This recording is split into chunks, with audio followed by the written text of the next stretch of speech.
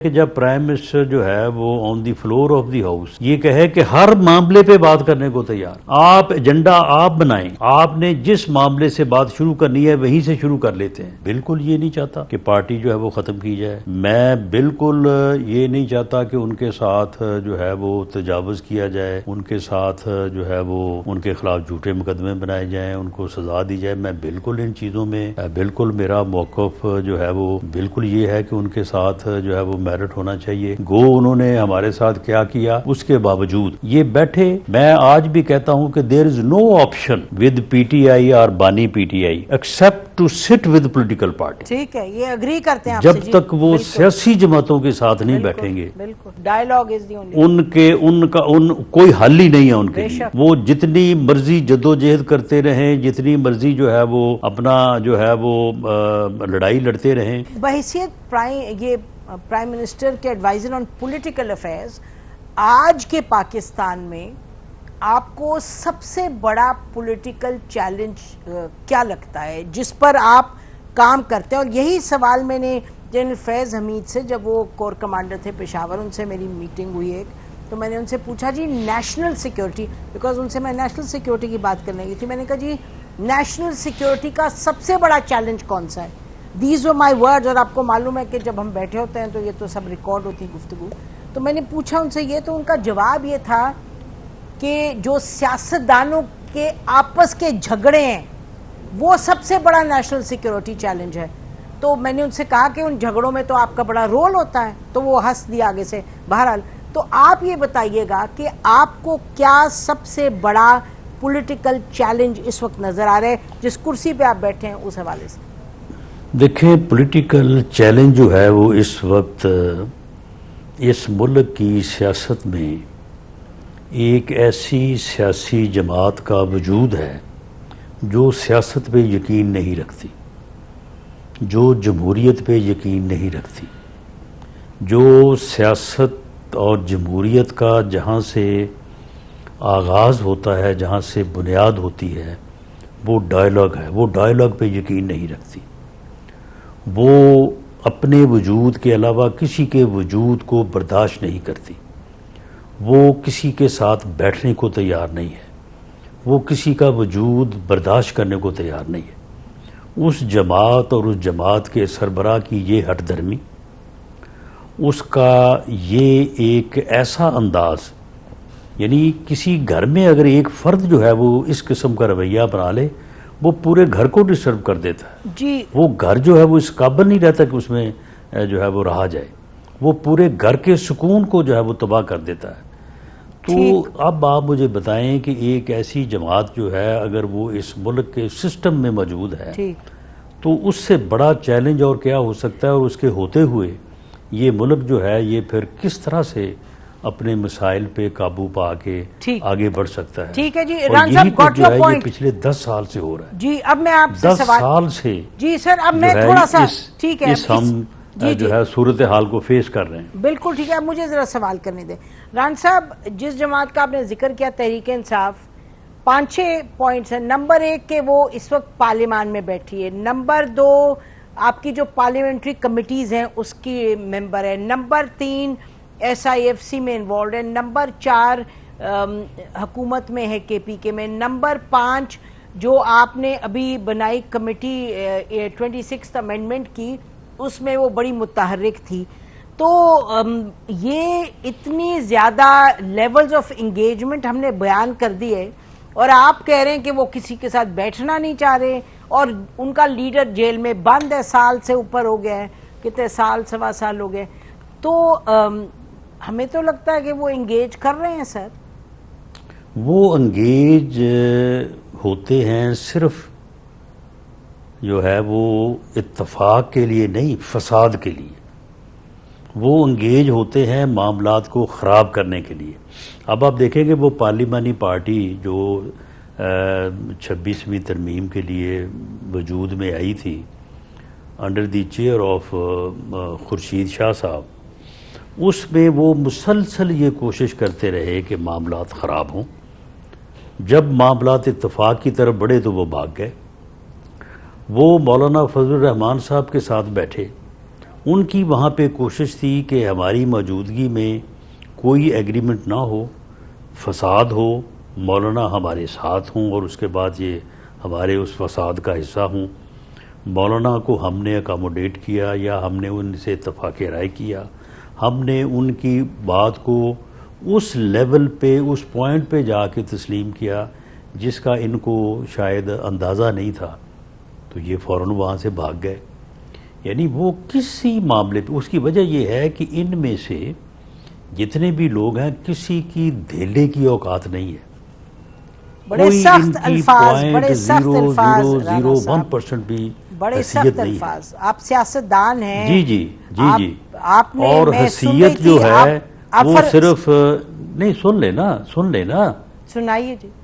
नहीं, देखे बात ये है कि सिर्फ यानी आप मुझे बताएं कि सेनेट में अली जफर की मौजूदगी में जुडिशल कमीशन में शिबली फराज की नामजदगी से आप क्या समझती हैं? कोई मैसेज जाता है या नहीं जाता?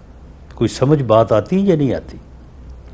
कौमी असम्बली में अपना गौहर खान की मौजूदगी में उमर अयूब की नामजदगी से कोई मैसेज सामने आता है या नहीं आता?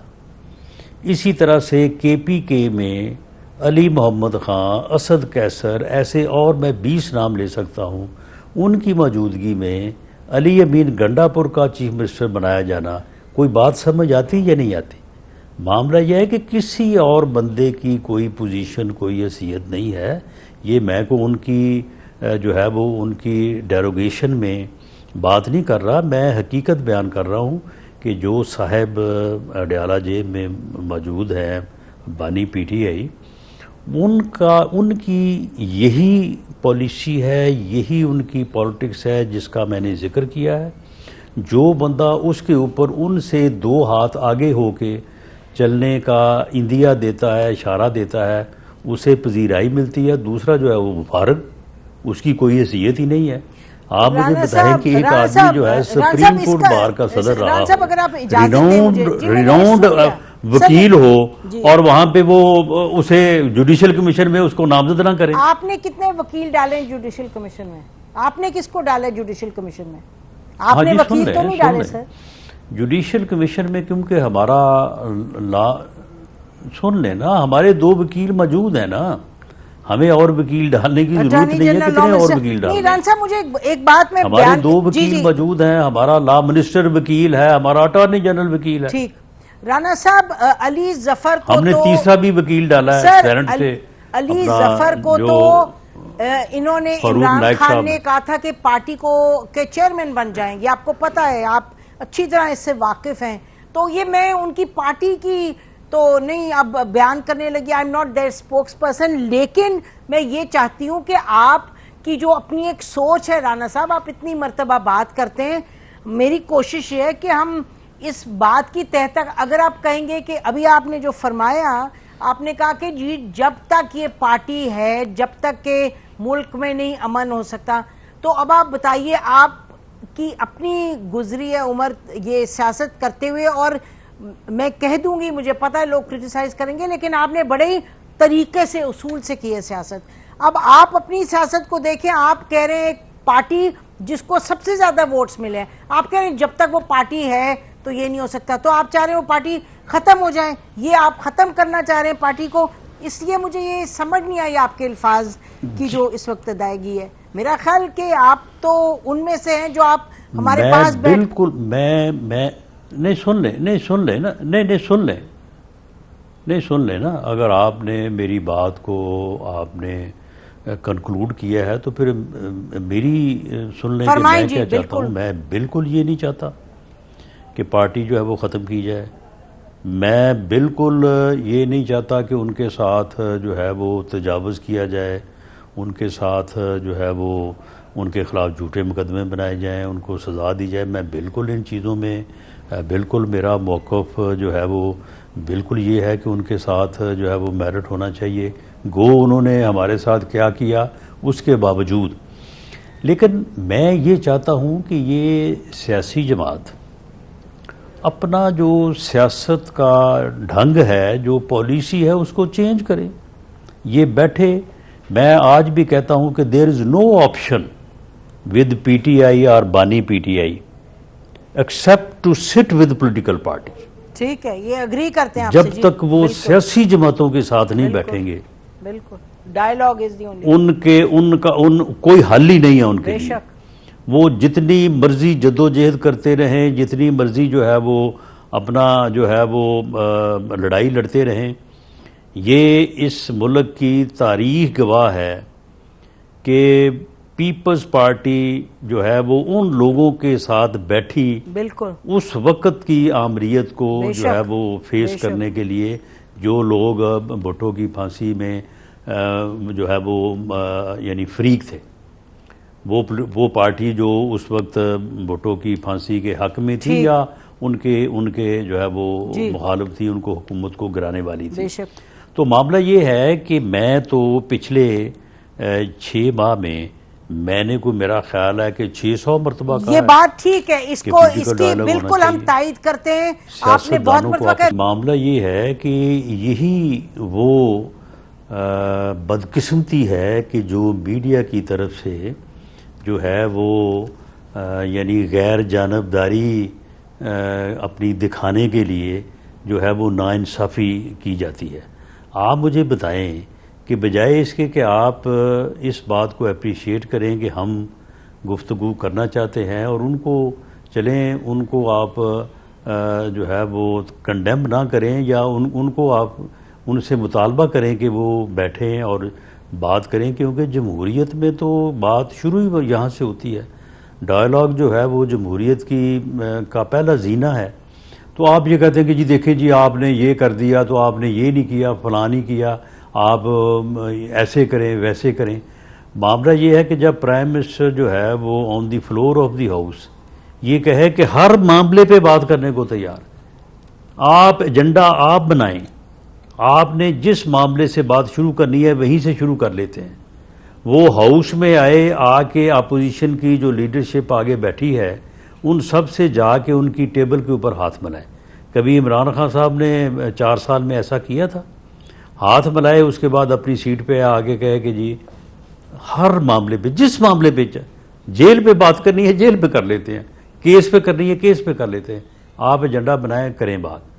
और उसके बाद वो उमर अयूब साहब ने जो आगे से जो है वो फिर फूल खिलाए, ये वो गुफ्तगू है, इस किस्म की वो गुफ्तगू है जिस वजह से जो मेंबर नामजद हुए हैं, गौहर खान एक सीनियर वकील के होते हुए, उसकी वजह यह है कि जब गौहर खान और अली जफ़र जो है वो उस किस्म की गुफ्तगू, उस किस्म की गालियाँ, उस किस्म की आग नहीं बरसा सकते जो रिक्वायरमेंट है उनकी, तो इसलिए फिर वो पीछे हो राणा जाते साहब हैं। देखिए तो ना, मामला ये है कि ये उनकी तरफ से ये रवैया जो है ये नाकाबिले इस्लाह नजर आ रहा है। राणा साहब ये प्रोग्राम तो मेरे बारे में नहीं है, नहीं तो मैं आपको बताऊं कि दर्जनों प्रोग्राम में हम उनकी तनकीद करते हैं, उनको कहते हैं अपने रवैये को ठीक करें, लेकिन हमारी जिम्मेदारी ये भी है कि हुकूमत वक्त से हम कहें कि आपकी तवक्कुआत कितनी रियलिस्टिक है। मेरा ख्याल है, मैं फिर रिपीट करूंगी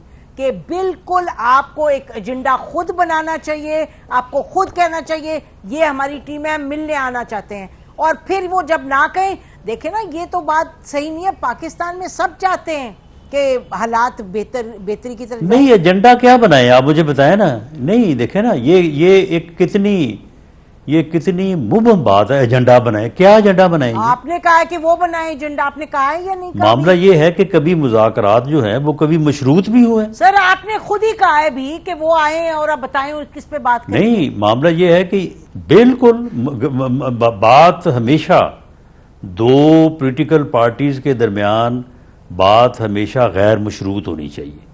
ये नहीं होना चाहिए कि जी आप पहले ये करें तो फिर बात करेंगे, और ये भी नहीं होना चाहिए कि जी हम इस पे बात करेंगे इस पे नहीं करेंगे। जब बैठेंगे हर मौजू पे बात करेंगे। चलें जी, ब्रेक लेते हैं राणा साहब, ब्रेक लेते हैं, और हम तो ये पॉलिटिकल आगे तो और सवालात होंगे स्पेसिफिकली राणा साहब के साथ, लेकिन हमारा तो यही हमेशा से रहा है नाजरीन के बातचीत होनी चाहिए, और हमारा क्या रहा है, मंतक यही कहता है, अकल समझ यही कहती है, मुल्क को निकालना है, इन मामलात से आगे बढ़ना है, तो बातचीत ही होनी पड़ेगी और हुकूमत को पहला स्टेप और स्पेसिफिक स्टेप लेने की ज़रूरत होगी।